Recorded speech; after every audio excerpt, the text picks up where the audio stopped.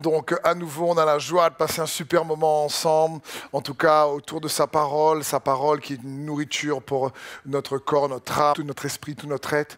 Alors dans cette session, pour vous encourager toujours à réellement chercher à travailler, comme dit la parole de Dieu, à votre élection, à votre destinée, le thème que nous allons voir s'intitule « Donne une destinée à tes peines ». Vous savez, tout le monde a des peines. Tout le monde sur Terre rencontre des difficultés, de l'adversité, des moments de souffrance. Comme dit l'Ecclésiaste, il y a un temps pour tout, un temps pour rire et un temps pour pleurer. Et tout le monde ne peut pas échapper au temps pour pleurer. Parfois, tu regardes une personne et tu penses que sa vie est peut-être à moins de problèmes que la tienne et tu te dis oh, si j'avais une vie comme ça, alors peut-être que je serais plus heureux. Mais en réalité, même les personnes que tu regardes avec peut-être désir, en disant j'aurais aimé avoir une vie comme ça, ont aussi des problèmes, ont aussi des difficultés, ont aussi des souffrances, car c'est notre lot à tous sur Terre, comme j'aime dire souvent, bienvenue dans l'humanité. Mais j'aimerais te dire que quelle que soit la peine que tu as traversée, tu peux donner une destinée à ta peine. Et ça, c'est important. Vous savez, dans nos difficultés, dans les moments de souffrance, j'ai appris quelque chose par l'expérience de la parole de Dieu, c'est que dans les moments de souffrance et d'adversité, l'ennemi, Satan, veut nous voler quelque chose. C'est très important. Il veut nous voler quelque chose, mais dans les moments d'adversité, à l'inverse, Dieu veut te donner quelque chose. Jésus veut que tu puisses découvrir quelque chose, un trésor qu'il a pour toi. Et pour cela, on va ensemble s'inspirer de ce que Jésus dit dans Apocalypse, au chapitre 1. Il dit ceci, au verset 17.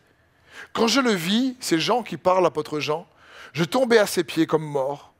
Alors il posa sa main droite sur moi en disant, « N'aie pas peur. Moi, je suis le premier et le dernier, le vivant, et j'étais mort. Et voici, je suis vivant pour l'éternité. Je détiens les clés de la mort et du séjour des morts.